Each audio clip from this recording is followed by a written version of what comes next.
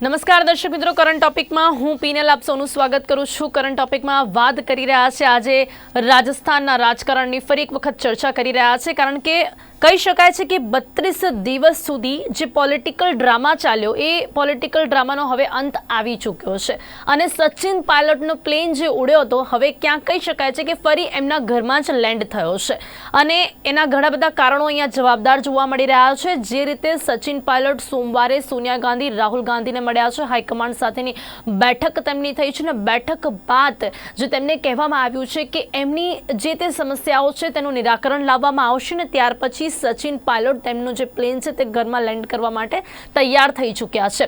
અહીંયા અશોક ગેહલોતને પણ સમજાવવામાં આવ્યું છે। અહીંયા જે બંને નેતાઓ કહી શકાય છે કે જે બંને નેતાઓનું રાજસ્થાનના રાજકારણમાં એક મહત્વની જે ભૂમિકા ભજવે છે તેમની વચ્ચે જ એક આંતરિક વિખવાદ જોવા મળ્યો અને આંતરિક વિખવાદ એટલી હદ સુધી વધી ગયો કે ક્યાંક કોંગ્રેસની જે સરકાર છે, રાજસ્થાનની જે સરકાર છે તે પણ તેની માટે પણ ક્યાંક અહીંયા સંકટ જોવા મળ્યું, પરંતુ અત્યારે કહી શકાય છે 32 દિવસ પછી કહી શકાય છે કે હવે એ સંકટ ટળી ચૂક્યું છે। અહીંયા પ્રિયંકા ગાંધીની ક્યાંક મહત્વની ભૂમિકા રહી હોય તેવું પણ સ્પષ્ટપણે જોવા મળી રહ્યું છે જે પ્રકારે બેઠક કરવામાં આવી અને હવે કહી શકાય છે કે 14મીએ જે રાજ્ય વિધાનસભાની બેઠક છે તે પહેલાં જ પાયલોટ અને ગેહલોત વચ્ચે ક્યાંક સમાધાન કરવામાં આવશે ને એ પ્રકારની ફોર્મ્યુલા ક્યાંક ઘડવામાં આવશે, પરંતુ કેવી હશે એ ફોર્મ્યુલા? કારણ કે ગેહલોતનું જે ગ્રુપ છે તે એક અલગ ગ્રુપ છે, પાયલોટનું ગ્રુપ એક અલગ ગ્રુપ છે અને આ બંને વચ્ચેનું વિખવાદ હવે આંતરિક વિખવાદ નથી રહ્યું, ઉભરીને બહાર આવી ચૂક્યું છે, બધાની સમક્ષ આવી ચૂક્યું છે અને હવે બંનેને એક જ કરવાના છે અને બંનેની જે તે સમસ્યાઓ છે તે પૂર્ણ કરવાની છે। ખાસ કરીને સચિન પાયલટની સમસ્યાઓ અને એમના સાથે જે 18 ધારાસભ્યો જે લોકો જે 18 બાગી નેતાઓ કહી શકાય છે કે એમને પણ હવે પાછા લાવવાના છે અને તેની માટેનો તખતો ઘડાઈ ચૂક્યો છે। તમામ મુદ્દાઓ પર ચર્ચા કરવાની છે, શું હશે એ ફોર્મ્યુલા કે જેથી કરીને બંને નેતાઓના આત્મસન્માન જળવાય અને રાજસ્થાનની સરકાર પણ ન ડગે, તે તમામ મુદ્દાઓ પર ચર્ચા કરવા માટે મારી સાથે અહીંયા જોડાઈ ગયા છે શત્રુઘ્ન શર્મા, જેઓ સિનિયર જર્નલિસ્ટ છે, સૈયદ હબીબજી, જેઓ રાજસ્થાનથી રિપોર્ટર છે। આ બંનેનું સ્વાગત છે કરંટ ટોપિકમાં। શત્રુઘ્નજી, સૌથી પહેલા અત્યારે આ જે સમગ્ર આપણે કહી શકીએ છીએ ગતિવિધિઓ આપણને જોવા મળી, જે રીતે શરૂઆત થઈ, જે રીતે આ વિખવાદ વધતો ગયો, જે રીતે સચિન પાયલોટ તેમના ગ્રુપના ધારાસભ્યોને લઈને અલગ થયા, જે રીતે સમગ્ર આંતરિક વિખવાદ ન રહ્યો અને જે પ્રકારે સમગ્ર બાબત ખુલીને લોકોની સમક્ષ આવી ગઈ, રાજસ્થાનની જે કોંગ્રેસની સરકાર હતી તેના પર જે સંકટ મંડરાયું, તે 32 દિવસ સુધી જે પોલિટિકલ ડ્રામા ચાલ્યો અને હવે કહી શકાય છે કે અંત આવી ચૂક્યો છે અને એની માટેનો શ્રેય હાઈકમાન્ડને જાય છે। જે રાહુલ ગાંધી અને સોનિયા ગાંધી સાથેની જે બેઠક અહીંયા જોવા મળી અને તેમને જે સમિતિની રચના કરી છે તેના કારણે ક્યાંક કહી શકાય છે કે 14મી ઓગસ્ટથી શરૂ થતા વિધાનસભા પૂર્વે જ આ સંકટ ટળી ગયું છે। जी शत्रुघ्न जी। जी बिल्कुल पिनल, अब ये साफ तौर पे कहा जा सकता है कि राजस्थान सरकार पे जो संकट मंडरा रहा था, अशोक गहलोत की सरकार के बहुमत में होने या बहुमत खोने की जो बातें हो रही थी, अब वो सब बेमायने हो चुकी है, क्योंकि जिस वजह से ये संकट आया था, सचिन पायलट गुट और उनके 15 से 17 विधायक जो थे अब वो वापस लौट आए हैं। पार्टी में वो पहले भी थे, लेकिन उन्होंने अपनी नाराजगी केंद्रीय आलाकमान के सामने दर्शा करके, और एक तरीके से आप इसको ये माफी भी कह सकते हैं जो अशोक गहलोत ने कही भी थी ये बात कि भाई अगर सचिन पायलट और उनके गुट के विधायक केंद्रीय आलाकमान से माफी मांगकर आते हैं तो हम उसको गले लगाने के लिए तैयार हैं। एक चीज। दूसरी चीज ये है कि सचिन पायलट गुट के जो लोग हैं या जो 2 मंत्री हैं, अभी सचिन सहित मंत्रियों को किसी को भी कोई पोस्ट नहीं दी जाएगी कांग्रेस में, इस शर्त पे उनको वापस लिया गया है।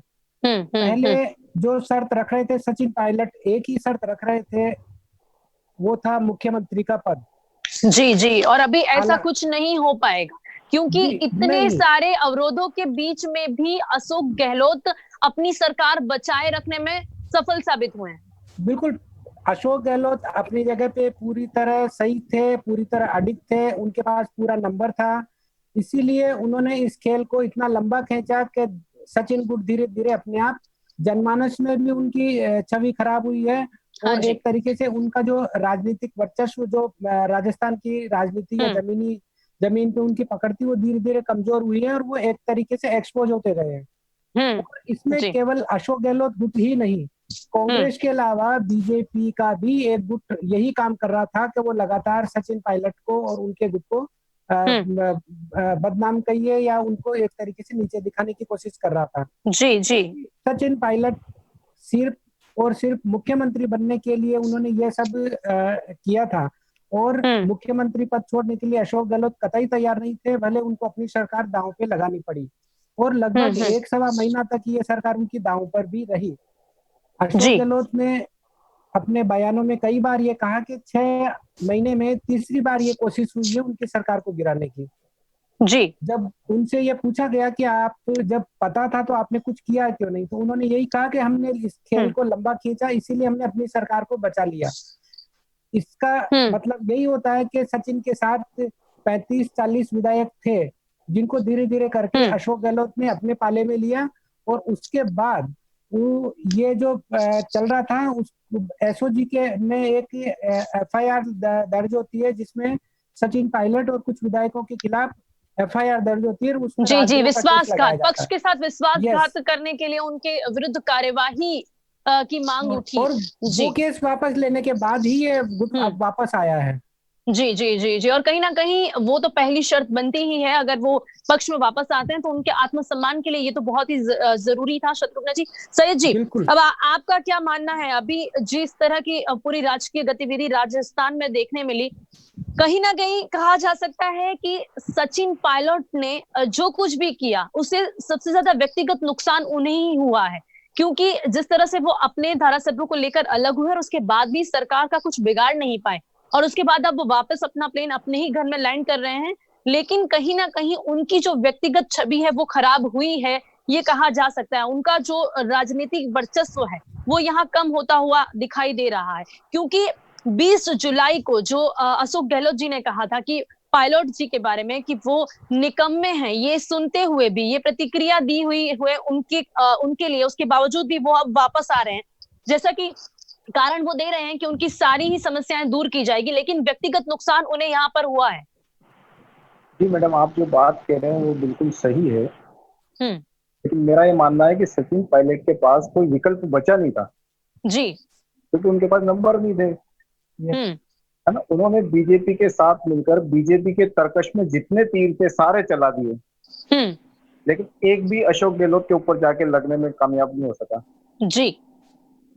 और जहां तक अशोक गहलोत की बात है, अशोक गहलोत तीसरी बार मुख्यमंत्री बने। मैं आपको थोड़ा पीछे ले जाना चाहता हूँ। हाँ तो जी। जब पहली बार मुख्यमंत्री बने तब भी दिग्गज राजनेता राजस्थान में मुख्यमंत्री के दावेदार थे, है ना। तो वो उनको पीछे हट के पहली बार मुख्यमंत्री बने। दूसरी बार जब वो प्रदेश अध्यक्ष सीपी जोशी थे तब भी मुख्यमंत्री बनने की दावेदारी में सीपी जोशी खुद जुड़ गए थे, जबकि सीपी जोशी मुख्यमंत्री के फॉलोअर रहे। लेकिन जो ही जी। वो प्रदेश अध्यक्ष बने, सरकार सत्ता में ही, उन्होंने कहा मैं अशोक गहलोत का सहयोगी हूँ लेकिन मैं उनका फॉलोअर नहीं। तब भी मुख्यमंत्री अशोक गहलोत नहीं, बने। मतलब और वो जब तो शुरुआत से ही एक मतभेद तो देखने मिल ही रहा था सैयद जी, हाँ सचिन हाँ, पायलट और अशोक गहलोत के तो बीच में जब शुरुआत से जब ही ये मतभेद देखने मिल जब रहा था। सेकंड टर्म में मुख्यमंत्री की सीटें कम हुई, अशोक गहलोत की सरकार जाने के बाद 25-30 सीटें रह गई, तो सचिन पायलट को प्रदेश की कमान सौंपी गई। तभी सचिन पायलट ने ये महत्वाकांक्षा पाल ली थी कि मैं सरकार लूंगा। उन्होंने मेहनत भी पूरी की राजस्थान के हम्म। अंदर, मैं सरकार हम्म। लूंगा और मैं ही मुख्यमंत्री बनूंगा। हम्म। लेकिन आप जी। जानते हैं कि अशोक गहलोत बहुत ही मंजे हुए खिलाड़ी, बहुत ही उन्होंने एक बयान भी दिया था कि सचिन पायलट अभी घुटे नहीं है, उनको जो कुछ मिला है अपने पिता की विरासत में मिला है सारी चीजें। 25 साल की उम्र में उनको विधायकी, मंत्री, हम्म। 40 साल की उम्र में उनको हम्म। प्रदेश अध्यक्ष और हम्म। फिर मुख्यमंत्री, ये सारा उनको विरासत में मिला है। लेकिन उन्होंने ये जमीन पर काम इन इतना सभी नहीं चीजों किया के, जितना इन अशोक सभी गहलोत। पदों के बावजूद भी वो कहीं ना कहीं सेटिस्फाइड नहीं थे सैयद जी। हाँ, सेटिस्फाई उनकी महत्व।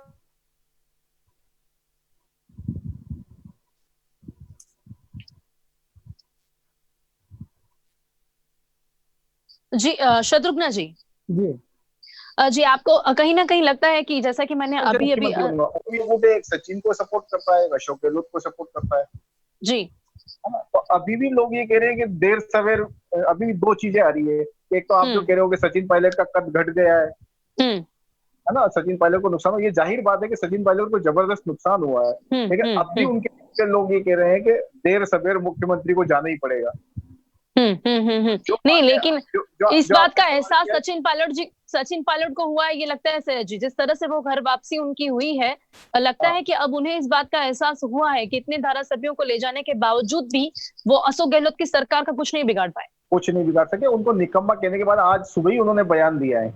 हम्म जब उनसे पत्रकारों ने जयपुर में पूछा कि निकम्मा होने के गहलोत के आरोप पर, हम्म तो पायलट ने कहा मुख्यमंत्री मुझसे बड़े हैं और वो सम्माननीय है, लेकिन मुझे मेरे काम उठाने का हक है और मेरा विरोध मुख्यमंत्री को लेकर था और कांग्रेस को लेकर नहीं था। जी जी और जी, शत्रुघ्न जी, मुद्दों को ये जो बात है, सचिन पायलट जी पहले से कहते आए हैं कि मुझे जो समस्या है, जो प्रॉब्लम है, वो अशोक गहलोत जी से, कांग्रेस से नहीं है। और तभी इसी बार जैसा कि मैंने कहा कि उन्होंने निकम्मे शब्द का प्रयोग किया, उसके बावजूद भी सचिन पायलट जब घर वापसी कर रहे हैं, तो ये क्या संदेशा देता है? देखिए, कोई भी व्यक्ति किसी संस्था में होता है तो उसको प्रॉब्लम संस्था से तो हो ही नहीं सकता है। संस्था व्यक्ति को एडॉप्ट करती है, उसको प्लेटफॉर्म देती है, जी। और वही सब चीज सचिन पायलट को राजस्थान में कांग्रेस ने किया। हम्म और सचिन पायलट आज की तारीख में ये कह नहीं सकते कि कांग्रेस ने कुछ भी देने में कमी कर दी। हाँ जी। 40 साल की उम्र में वो 2 बार सांसद रहे हैं, केंद्र में मंत्री रहे हैं, विधायक रहे हैं, और प्रदेश के अध्यक्ष 7 साल से हैं, और डेप्यूटी सीएम भी हैं। जी। तो नेचुरली बात है कि संस्था या कांग्रेस पार्टी है जो उसने उनको इस उम्र में बहुत कुछ दिया है। हाँ और जी। यहाँ मैं एक चीज आप जोड़ना चाहूंगा कि सचिन को लेकर के अगर कांग्रेस के नेता, बीजेपी के नेता, या दोनों पार्टियों के समर्थक, या आम आदमी में अगर कोई नाराजगी है, तो वो इसी बात पे है कि एक हम्म 40 साल के व्यक्ति को हम्म उम्र में इतना सब कुछ मिल गया, उसके हम्म बावजूद अगर उसको मुख्यमंत्री की महत्वाकांक्षा है, तो वो एक तरीके से गलत है। आज हम्म। कोरोना महामारी में लोगों के लिए 2 वक्त की रोटी का जुगाड़ करना, अपनी लेकिन नौकरी को शत्रुघ्न बचाना जी, ये मुश्किल हो रहा है। महत्वाकांक्षा उन्होंने रखी, उसमें हम ये नहीं कहते कि कोई गलत चीज है, लेकिन उन्हें जो ओवर कॉन्फिडेंस था कि वो अपने साथ इतने धारासभ्यों को ले जा पाएंगे कि जिससे बिल्कुल। अशोक गहलोत की सरकार गिर जाएगी, वो एक यस, ओवर बिल्कुल कॉन्फिडेंस टीना, उन्हें भारी बिल्कुल पड़ा है। बिल्कुल आपकी बात सही है कि राजनीति में महत्वाकांक्षा और जिद होनी भी चाहिए, हम्म लेकिन उसका एक समय होता है और एक परिस्थिति होती है। अगर हम्म जब ये सरकार चुनाव जीत करके कांग्रेस का सरकार बनाने का हम्म जब नंबर मौका आया, अगर सचिन पायलट तब मुख्यमंत्री बन जाते तो कोई विवाद नहीं होता, ये हम्म सरकार चलती या जो भी है। लेकिन हम्म अब एक मुख्यमंत्री हैं, अशोक गहलोत हैं, वो तीसरी बार मुख्यमंत्री बने हैं प्रदेश के। और राजस्थान की राजनीति में आज की तारीख में कांग्रेस में अशोक गहलोत और भारतीय जनता पार्टी में वसुंधरा राजे, दोनों को ही चैलेंज करना बहुत मुश्किल है। दोनों की अच्छी पकड़ है और जी दोनों का आपस में भी अच्छा ट्यूनिंग है। जी। और वसुंधरा जैसा कि राजे पे जो राजस्थान आरोप में लग रहे सरकार हैं, एक बिल्कुल, हर बार बदलती है, हर बार जैसा कि वहां पर डिसाइडेड ही है कि एक बार भाजपा, यस, एक बार कांग्रेस, तो ये एक ट्यूनिंग देखने मिल ही रहा है वहां पे। सैयद जी, बिल्कुल, अभी यहाँ पर क्या लगता है आपको कि जैसा कि हमने देखा कि अभी 3 सभ्यों की समिति की रचना की गई है, और जिस तरह से सचिन पायलट अभी वापस आया और उनका कहना है कि राहुल गांधी और सोनिया गांधी ने, हाईकमांड ने उनकी सारी ही समस्याएं दूर करने की गारंटी दी है, तो लगता है कि ऐसा हो पाएगा? मैडम, ये पॉलिटिकल पार्टी के काम करने का प्रोसेस है। अगर इस तरह उनको कोई चीज विवाद को खत्म करना है तो कोई एक कमेटी बना दो। इसी तरह कोई हम्म मुद्दा है सेंट्रल, कोई विवाद हम्म है बड़ा किसी इशू को हम्म लेके, तो खत्म करना है, सीबीआई को दे दो जांच, तो पब्लिक हम्म भी खुश हो जाएगी और सीबीआई अब तो लंबा खींचती रहेगी। तो अभी हम्म कमेटी और ये लेकिन पॉलिटिकल। लेकिन सचिन पायलट ऐसे नेता नहीं है कि जो सिर्फ बोली हुई बातों पर भरोसा करें, तो कहीं ना कहीं उन्हें एक कमिटमेंट तो दिखा होगा कि जिस तरह से वो फिर से जुड़े हैं और जिस तरह से वो कह रहे हैं कि वो वापस आ रहे हैं, लेकिन उसी के साथ उन्होंने ये भी स्टेटमेंट पास किया है कि वो आगे भी आवाज उठाते रहेंगे और कांग्रेस की सरकार में परिवर्तन की जरूरत है, ऐसा भी उन्होंने कहा है।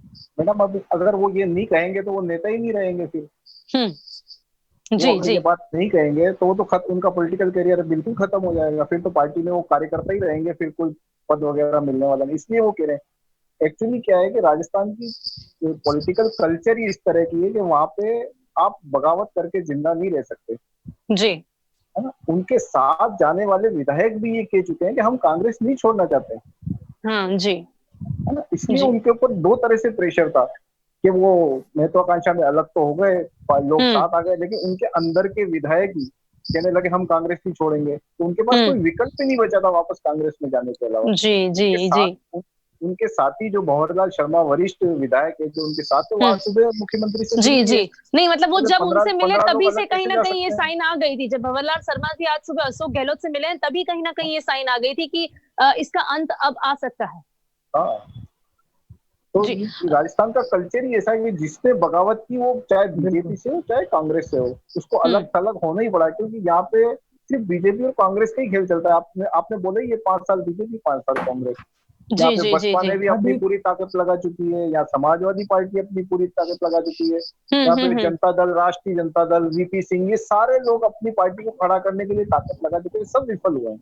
हम्म। मैं नहीं अब तो कहीं ना कहीं बीजेपी और कांग्रेस को भी पता है कि नेक्स्ट ईयर अच्छा, किसे इसमें तैयार रहना है, इस तरह इस का माहौल डिस्कशन राजस्थान इस में देखने मिलता है। इस डिस्कशन में बीजेपी का शामिल होना बहुत जरूरी है, क्योंकि बीजेपी ने ही पर्दे के पीछे से ये सारा व्यू रचना रची थी, जी जी। है ना। शत्रुघ्न जी, लगता तो है आपको भी देखिए, बीजेपी ने ही पर्दे के पीछे से सब कुछ किया, और कहीं ना कहीं जब जो भी सचिन पायलट ने बगावत तो की ये तब दो, मैं बीजेपी के साथ संपर्क में है, ऐसे भी एक्सक्यूज मी समाचार मैडम, आए।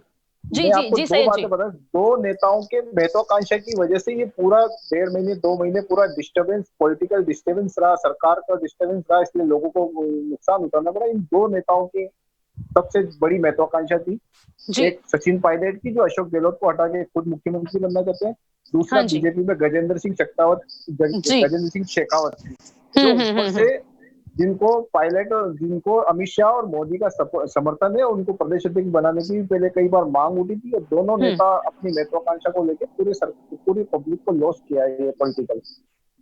जी शत्रुघ्न जी, आपका क्या मानना है? यहाँ मैं जितना रोल सचिन पायलट का दिख रहा है, उतना ही बीजेपी का भी रोल, जैसा कि सैयद जी कह रहे हैं, गजेंद्र सिंह शेखावत उनका देखिए, भी कहीं ना कहीं महत्व का बिल्कुल। एक रोल यहाँ पर दिखता है। जी, जी पिनल, बिल्कुल आप जो कह रहे हैं ये सवाल बिल्कुल जायज है। मध्य प्रदेश, कर्नाटक और गोवा, मणिपुर, इन राज्यों में जिस तरीके से हम्म। सरकारें बनी है भाजपा की, उसके बाद आप अ, ये चीज निश्चित है कि अपोजिशन में जो भी पार्टी होगी या बीजेपी है, तो वो ये कोशिश जरूर करेगी कि सत्ताधारी दल में दो फाड़ हो और उनको वापस सत्ता में वापसी करने का मौका मिले। जी। लेकिन एक चीज मैं यहाँ कहना चाहूंगा, सचिन पायलट को लेकर जो ये 1-1.5 महीना पूरा चला है हम्म। विवाद, हम्म। राजनीतिक ऐसी अस्थिरता रही है, उसमें सचिन पायलट सबसे ज्यादा एक्सपोज हुए हैं पद की भूख के लिए, और दूसरा मुख्यमंत्री पद पाने के लिए अपनी पार्टी को तोड़ने तक की हद तक वो जा सकते हैं। ये चीज अब पब्लिक तक पूरे देश भर में जा नहीं चुकी है। शत्रुघ्न जी, लेकिन बीजेपी के भी संपर्क में सचिन पायलट थे, ये भी समाचार आए थे, बिल्कुल तो संपर्क कहीं ना में कहीं वो भी वहां पर भी कोई ट्यूनिंग नहीं बैठी है। देखिए, चुनाव हो चुके हैं, लगभग 1-1.5 साल गुजर चुका है। अब अगर बीजेपी को सत्ता में आना है तो उनको एक विधायक दल, एक गुट चाहिए, चाहे वो कांग्रेस का हो या दूसरा निर्दलीयों का कोई जी भी गुट हो। अगर जी। नंबर गेम में बीजेपी सफल हो जाती तो आप बीजेपी के समर्थन से या बीजेपी की सरकार बन जाती। लेकिन अब चूंकि नंबर सचिन पायलट के पास नहीं थे, उनके पास बीजेपी में जाने का कोई मौका था नहीं, जी। थर्ड पार्टी, थर्ड मोर्चा वो बना नहीं सकते थे, तो उनके पास कांग्रेस में वापस आने के अलावा कोई विकल्प था ही नहीं। अब हम्म। जो आप बात कर रहे थे शायद अभी भाई, मैं वो उसी बात को आगे बढ़ाता हूँ। सचिन हम्म। पायलट अपनी बात कहते रहेंगे, वो ठीक है, हर एक राजनीतिक कार्यकर्ता हो या प्रतिनिधि हो, जनप्रतिनिधि, वो अपनी बात इसी तरीके से करते हैं, भाई हम लोग जनता की समस्याएं, जनता के मुद्दे उठाते रहेंगे। लेकिन उनका व्यक्तिगत नहीं, जो मुद्दे उठाते राजनीतिक है, रहेंगे इतने तक सीमित नहीं रहे हैं, उन्होंने ये भी कहा है कि कांग्रेस की सरकार में परिवर्तन की जरूरत है। बिल्कुल, अब खुद को जस्टिफाई करने के लिए सचिन पायलट को तो ये कहना ही पड़ेगा, जी। भाई बदलाव की जरूरत है, और वो बदलाव के लिए ही दिल्ली गए थे और इतने दिन मानेसर में अपने कैंप किया उन्होंने अपने विधायकों के साथ में। लेकिन अब मैं एक चीज और बताऊं, अब तक राजस्थान की जो राजनीति रही है उसमें बगावत करने वालों में एक तो उनके साथ में ही थे भंवर जी शर्मा, जी जी इसके जी जी। पहले किरोड़ी लाल मीणा हो, हनुमान बेनीवाल हो, कर्नल बेसला, करणी सेना के लोकेंद्र सिंह कालवी, घनश्याम जी तिवाड़ी और राजपूते थे देवी सिंह बाटी। अपनी अपनी कास्ट में, अपने अपने वर्ग में ये कद्दावर नेता है राजस्थान के, जी। जो सीएम के जो एक सीएम का लेवल होता है उस लेवल के ये नेता रहे हैं, कई बार मंत्री भी रहे हैं, कई हम्म राष्ट्रीय राजनीति में या प्रदेश की हम्म राजनीति में ये हम्म वर्चस्व वाले रहे। लेकिन हम्म आज ये सब लोग हाशिए में चले गए हैं। हम्म कोई हम्म भी हम्म नेता आज अपनी पार्टी में सीएम की रेस में नहीं है, कोई कांग्रेस के साथ में है, कोई बीजेपी में है, कोई अपना संगठन बना करके अपने आप को सर्वाइव कर रहे हैं। हम्म, ये राजस्थान की राजनीति का एक कल्चर है कि वहां पे 36 कौम को साथ लेकर चलने वाला ही नेता सीएम बन सकता है। लेकिन जी जी ये पूरा जो विवाद हुआ, राजनीतिक का स्थिरता उत्पन्न हुई, उसमें सचिन पायलट को एक सबसे बड़ा जो नुकसान वो हुआ है, उन पर गुर्जर नेता के होने की छवि, एक जातिवादी नेता की होने की जो छवि चस्पा हो गई है, वो उनको हम्म लॉन्ग टर्म में नुकसान करेगी। जी जी जी, उसके बारे में भी कहीं ना कहीं आगे वो कुछ ना कुछ तो सोच के ही वापस आए होंगे सर जी। इसके अलावा ये जो भी सक्सेस हो पाया है, जो जिस तरह से कहीं ना कहीं ये तो हम मान ही रहे हैं कि सचिन पायलट को ये एहसास ही हो गया था, उनके पास कोई ऑप्शन ही नहीं रहा था, लेकिन फिर भी जहां तक बात मिल रही है कि प्रियंका गांधी यहाँ गेम चेंजर साबित हुई है, कहीं ना कहीं उनके साथ की बैठक, उनके साथ की बातचीत असर कर गई है। मैं आपकी डिबेट का रुख गुजरात की तरफ करना चाहता हूँ मैडम। जी जी जी इस पूरे गेम के अभी जो हुआ है प्रियंका गांधी से लेके और अभी सचिन पायलट के वापस घर वापसी तक, इसमें अहमद हम्म पटेल का भी अपना कोई ना कोई रोल रहा है। जी जी जी, तभी तो 3 सभ्यों की समिति में प्रियंका गांधी, हाँ, अहमद पटेल और वेणुगोपाल जी हैं। तो अहमद पटेल और अशोक गहलोत नहीं चाहते थे इनको वापस लेना। हम्म प्रियंका गांधी की वजह से सचिन पायलट को वापस लिया गया है। जी और जी सोनिया जी गांधी ने ऐसे ऐसे समाचार आए हैं, सोनिया गांधी ने प्रियंका से पूछा है कि पार्टी को इतना नुकसान हुआ, इसका भरपाई कौन करेगा। हम्म सचिन पायलट अकेले तो कर नहीं सकते, हाँ जी है ना। तो उनको जो जैसा पार्टी कहेगी वैसे रहना पड़ेगा। अब वो हम्म बयानबाजी कुछ भी कर ले अपनी अपने आप को जिंदा रखने के लिए, यस। हाँ, लेकिन अब लेकिन एक इस प्रेशर तो पूरे उन पे मामले रहेगा में ही, एक इस दबाव में उन्हें रहना ही पड़ेगा। हाँ, इस पूरे मामले में उनकी हार हुई है और उनको वापस मतलब उनको अपनी जमीन तैयार करने में वापस जितना वक्त उन्होंने लगाया था वापस उतना ही हम्म वक्त लगेगा। हम्म बल्कि मैं कह रहा हूँ कि उन्होंने अपने पिता राजेश पायलट का भी नाम खराब किया है इस पूरे प्रकरण में। नहीं, लेकिन लेकिन पायलट जी ने तो अभी भी, उनकी तो कहीं ना कहीं मांग है कि जितने भी बागी नेता हैं उन्हें गहलोत की सरकार में प्रधान पद मिले। हाँ मैडम, वो ठीक है, वो एडजस्टमेंट तो करना पड़ेगा। देखो सचिन पायलट को भी आप छोटे रूप में ऐसे नहीं आ सकते, जिस हिसाब से ज्योतिरादित्य का हुआ है वो सारा हुआ है। कांग्रेस को भी अपने आप को बचाना है, जिस तरह कांग्रेस की स्थिति है ना। हम्म कांग्रेस तो इसलिए पायलट को तवज्जो तो देनी पड़ेगी। लेकिन ये हम्म बात सही है, जो जमीन लेवल पे पायलट का नाम खराब हुआ है वो पार्टी से कुछ भी करा ले। हम्म तो जी जी जी पायलट की जी छवि राजस्थान में एज ए सियासी रूप में उनकी छवि खराब हुई है। जी जी जी, लेकिन यहाँ पर बिल्कुल। जो फॉर्मूला बनाई गई है उसमें राज्य विधानसभा में विश्वास का मत अगर लिया जाएगा तो पायलट और उनके साथी गहलोत सरकार के पक्ष में वोट करेंगे। बिल्कुल ये एक करे, फॉर्मूला। जी हाँ जी बिल्कुल पिनल, कराएंगे, नहीं करेंगे मैं तो उनकी एक विधायकी चली एक चीज जाएगी। जोड़ना चाहूंगा पिनल। जी जी जी जी, मैं शत्रुघ्न जी। मैं कह रहा हूँ अब विरोधी गुट अगर वापस आ गया है तो विधानसभा में विश्वास मत लाने की या पारित कराने की उनको कोई जरूरत ही नहीं रह जाती है। जी जी जी जी जी क्योंकि ये जी तब बात थी जब एक गुट आपका अलग हो जाता और वो हाँ, डिमांड लेकिन करता। अब जब हाँ अब जी, कोई वो अगर अब वो जरूरत ही नहीं वापस रह मान के जाती आ है। गए हैं तो इसकी कोई जरूरत नहीं और पड़ेगी, क्योंकि शत्रुघ्न जी। विपक्ष तो मांग कर ही नहीं रहा था उसकी, खुद जी को जी जी गहलोत बोल रहे जी थे वो बात, तो भाई हमें जी जी, अंत विश्वास में मत अंत डालो। में अंत में अंत में अंत में आपसे सवाल करना चाहूंगी कि क्या लगता है कि दोनों ही नेता जिस तरह से अलग हुए, जिस तरह से उनके अब जो मनभेद उनका देखने मिला है, अब कहीं ना कहीं लगता है कि इस बात को लेकर वो पार्टी के अंदर कहीं ना कहीं कुछ ना कुछ देखने मिलेगा, ये कांग्रेस की सरकार को नुकसान पहुंचाएगा, क्योंकि अब दोनों ही एक तरफ है, लेकिन ये बात स्पष्ट है कि दोनों को ही एक दूसरे से तकलीफ है, और फिर अब ये एक ही पार्टी में रहना है इन लोगों को, कहीं ना कहीं कांग्रेस की सरकार को नुकसान हो सकता है। शत्रुघ्न जी, आपका अंत देखिए, में क्या कहना है? सरकार बहुत ही को कम समय है हमारे पास। सरकार को हम्म जो नुकसान होना था वो या तो हो चुका है हम्म या अब उसकी कोई भरपाई करनी होगी इनको। और वो हम्म वैसे होगी कि जनता के काम ये जल्दी से करें, जनता की डिमांड को पूरा करें, जनता का जो आकांक्षा है थी सरकार से जी जी उसको जी जी जल्दी जी जल्दी जी काम करें। जी जी, सैयद जी, लेकिन लगता है पार्टी के लिए एक सिरदर्द रहेगा आप दोनों को साथ में रखना। बिल्कुल सिरदर्द रहेगा। और मेरा यह मानना है कि आला कमान सचिन पायलट को केंद्र में बड़ा पद दे सकता है संगठन में और उनको वहां जी काम करवाएगा। जी और कुछ ऐसे जी लोग जो अशोक गहलोत के विश्वास के लोग हैं और वो पायलट गुट के साथ में, हो सकता है जी पायलट गुट का नाम लेके उनको बड़ा पद दे दिया जाए। जी, जी, जी, जी, और ऐसा ही कुछ करना पड़ेगा दोनों ही नेता के आत्मसम्मान को बचाने के लिए। समय यहाँ समाप्त हुआ है।